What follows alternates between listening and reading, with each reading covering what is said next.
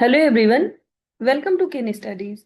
आज है 9 अप्रैल और आज के करंट अफेयर सेशन में हम जिन टॉपिक्स को कवर करेंगे वो टॉपिक्स हैं चंबल रिवर। देन हम देखेंगे गृह सुगम पोर्टल के बारे में।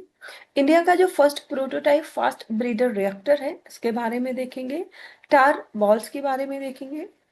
हिंदू कुश माउंटेन रेंज काफी चर्चा में रही है, इसके बारे में देखेंगे। देन हम देखेंगे बॉक्साइट डिस्ट्रीब्यूशन इन इंडिया और लास्ट में हम देखेंगे मीजल्स जो डिजीज है इसके बारे में, क्योंकि इस डिजीज की वजह से अभी हाल ही में बांग्लादेश काफी न्यूज में रहा है। तो शुरू करते हैं आज का करंट अफेयर सेशन। ये रहा आज का first question. Consider the following statements regarding Chambal river's ecology. So यहाँ पर जो चंबल नदी की पारिस्थितिकी है उसके संबंध में कुछ कथन दिए गए हैं जिन पर आपको विचार करना है। फर्स्ट स्टेटमेंट है, it is a primary habitat for the red crowned roofed turtle. Second, the national Chambal sanctuary is dedicated to protecting the smooth coated water. And third, no species of freshwater turtles are found in the Chambal due to its steep gradient. और यहां पर आपसे correct statements पूछी जा रही है। आपको बताना है जो चंबल रिवर की इकोलॉजी है उससे संबंधित यहाँ पर कौन से ऐसे स्टेटमेंट्स हैं जो कि करेक्ट हैं।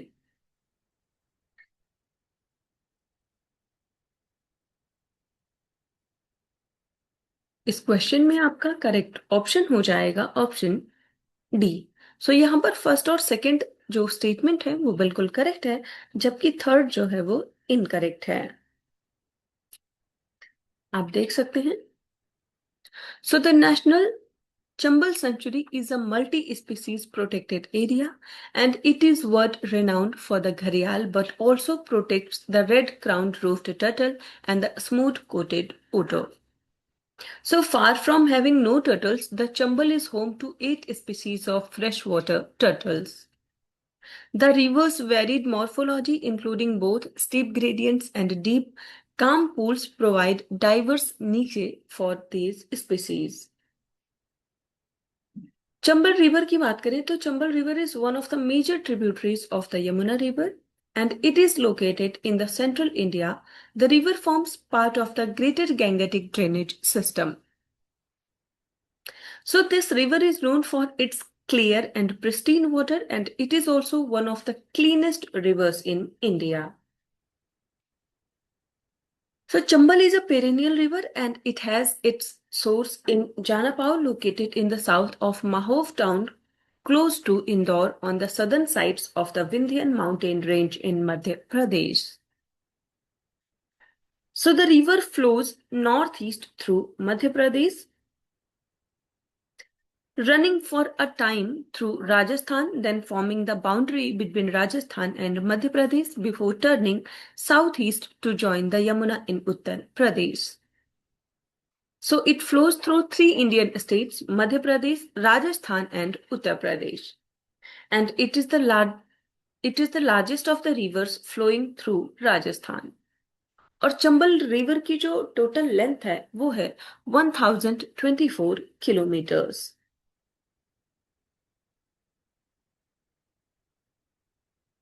चंबल रिवर की मेन ट्रिब्यूटरीज की बात करें तो इसकी ट्रिब्यूटरीज हैं बनास और मेज, इसके साथ ही पार्वती, काली सिंध और सिप्रा इसकी सहायक नदियां हैं। इस नदी पर जो मेजर डैम्स हैं वो हैं गांधी सागर, जवाहर सागर और Rana Pratap Sagar dam. National Chambal century की बात करें तो इसको स्टैब्लिश किया गया 1979 में and it covers 5400 square kilometer across Rajasthan, Madhya Pradesh and Uttar Pradesh. And this sanctuary is known for protecting the critically endangered gharial, crocodile along with the other crocodile species, turtles and diverse fish. बढ़ते हैं next question की ओर।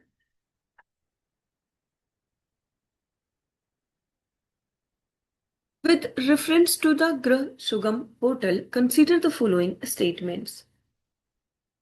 तो यहां पर ये जो ग्रह सुगम पोर्टल है उससे संबंधित कुछ कथन दिए गए हैं जिन पर आपको विचार करना है। फर्स्ट स्टेटमेंट है, it is an initiative of the national housing bank to promote digital lending for government employees. Second, the portal includes a dedicated grievance readdressal mechanism and real-time chat facility for consumer protection. And third, it is designed to replace the physical administrative units of the defense and paramilitary forces. और यहां पर आपसे correct statements पूछा जा रहा है। आपको बताना है गृह सुगम पोर्टल से संबंधित यहां पर कौन से ऐसे स्टेटमेंट्स हैं जो कि करेक्ट हैं।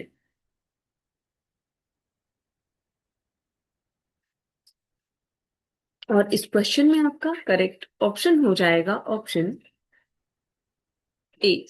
तो यहाँ पर दो ही स्टेटमेंट्स करेक्ट हैं और वो स्टेटमेंट्स हैं फर्स्ट और सेकंड। थर्ड स्टेटमेंट आपका यहाँ पर इनकरेक्ट है।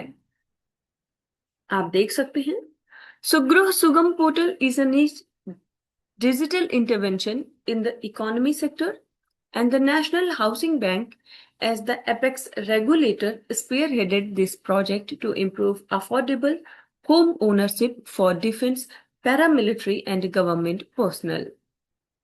So it acts as a unified digital marketplace where lenders compete for the borrower's business.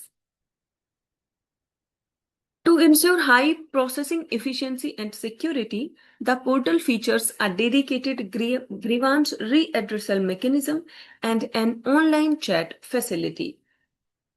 So it is vital for consumer protection, especially for personnel who may be operating in high stress environments and need quick resolutions to financial queries.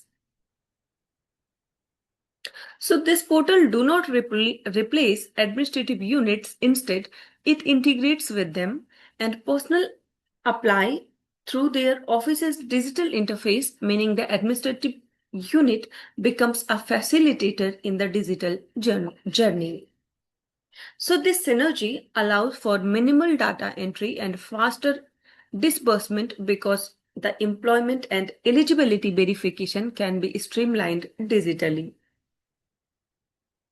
So the significance lies in providing banking at the doorstep for soldiers in border areas, ensuring their families are supported while they are on duty.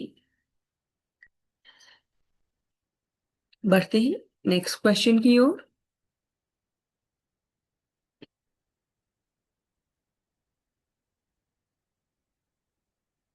India's first prototype fast breeder reactor is located in which state?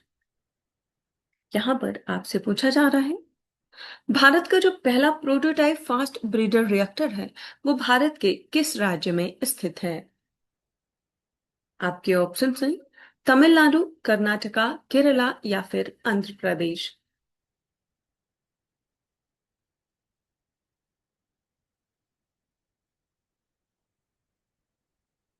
और इस question में आपका correct option हो जाएगा option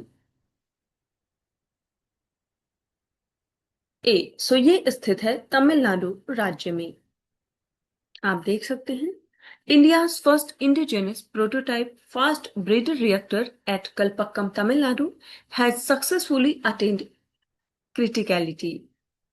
So a fast breeder reactor produces more fissile fuel than it consumes using fast neutrons, and criticality is the stage where a self-sustaining nuclear chain reaction is achieved. So the 500 megawatt electric prototype fast breeder reactor is developed by the Bharatiya Navikiya Vidyut Nigam Limited, and it uses uranium plutonium mixed oxide fuel and liquid sodium as coolant. So it supports India's three-stage nuclear program, enabling thorium-232 to uranium-233 conversion for long-term energy security. तो आप ध्यान रखेंगे भारत का पहला जो prototype fast breeder reactor है वो स्थित है तमिलनाडु राज्य में।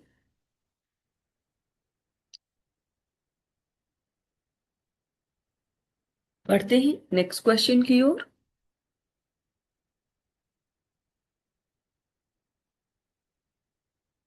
Which ministry has released draft rules to manage tar balls and protect India's coastline and marine environment from oil spills? यहां पर आपसे पूछा जा रहा है, किस मंत्रालय ने टारकोल के प्रबंधन और भारत के तटवर्ती क्षेत्रों तथा समुद्री पर्यावरण को तेल रिसाव से बचाने के लिए एक मसौदा नियम जारी किया है?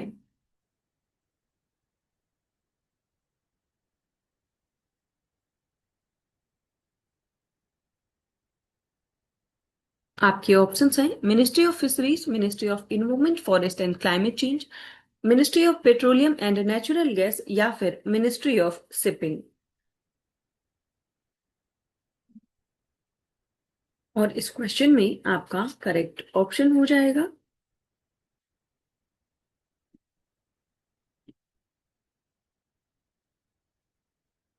Option B. सो ये जो ड्राफ्ट तैयार किया है, ये किया है ministry of environment, forest and climate change ने। आप देख सकते हैं, the Ministry of Environment, Forest and Climate Change has released draft rules to manage tar balls and protect India's coastline and marine environment from oil spills. So, tar balls are small, dark, sticky valves of weathered oil formed in marine environments due to oil spills or natural seeps. So, it is formed when crude oil undergoes physical, chemical, and biological weathering, forming semi-solid or solid lumps transported by currents and waves to source. So it contains toxic contaminants including heavy metals, trace elements, and persistent organic pollutants.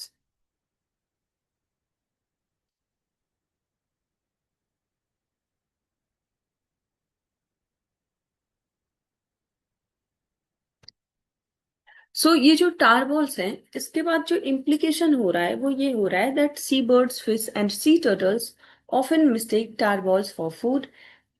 Ingestion can lead to internal poisoning, while external coating can impair a bird's ability to fly or swim. बढ़ते हैं next question की ओर।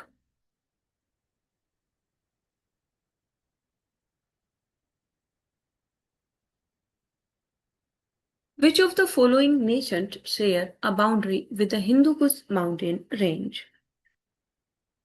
So यहां पर आपसे पूछा जा रहा है, निम्नलिखित में से कौन सा देश हिंदू कुश पर्वत श्रृंखला के साथ सीमा साझा करता है? आपके ऑप्शंस हैं Afghanistan, Tajikistan, Iran, Kyrgyzstan and India. So नीचे दिए गए कोड्स का उपयोग करके आपको बताना है कि कौन से ऐसे नेशंस हैं जो शेयर करते हैं अपनी boundary with the Hindu Kush mountain range.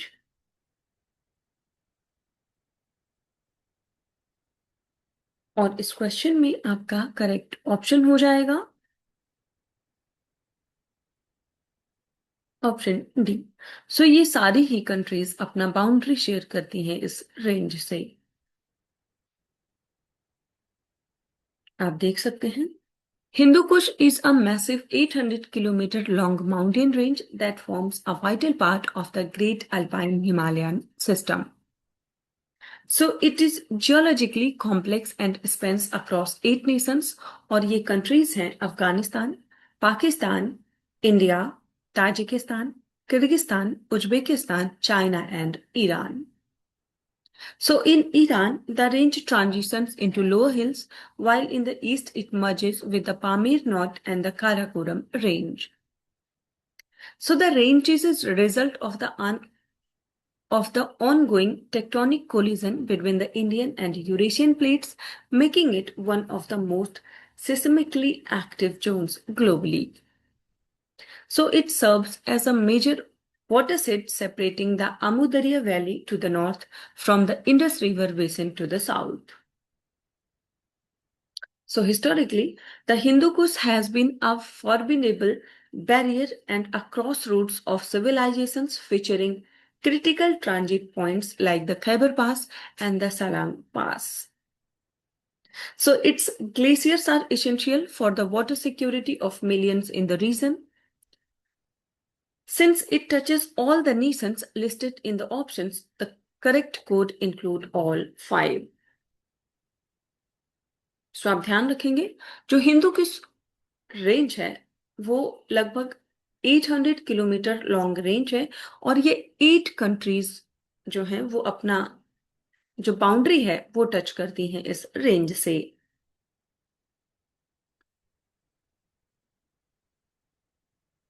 बढ़ते हैं नेक्स्ट क्वेश्चन की ओर।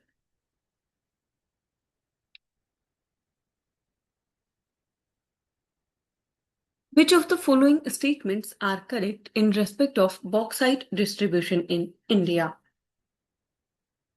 तो यहां पर आपसे पूछा जा रहा है जो बॉक्साइट डिस्ट्रीब्यूशन है इंडिया में उससे संबंधित कुछ कथन दिए गए हैं जिन पर आपको विचार करना है और बताना है कि इससे संबंधित यहां पर कौन से ऐसे स्टेटमेंट्स हैं जो कि करेक्ट हैं। फर्स्ट स्टेटमेंट है Odisha is the largest producer of bauxite in India. Second, Jharkhand has significant deposits of bauxite. Third, bauxite deposits are mostly found in alluvial plains. आपको बताना है कि ये जो भारत में बॉक्साइट का वितरण है उससे संबंधित यहां पर कौन से ऐसे स्टेटमेंट्स हैं जो कि करेक्ट हैं।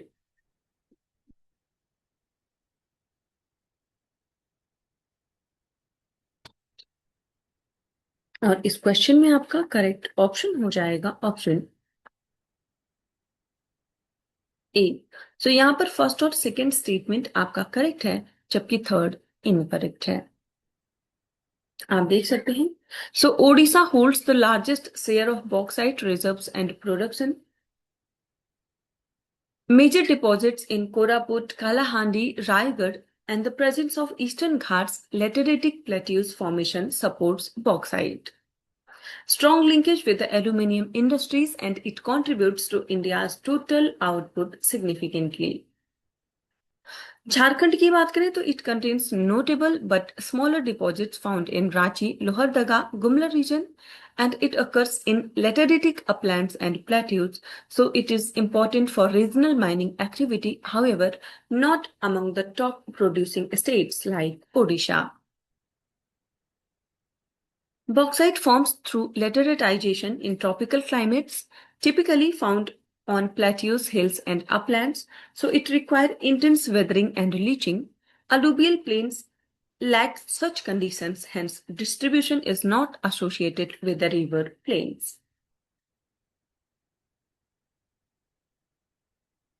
बढ़ते हैं नेक्स्ट क्वेश्चन की ओर।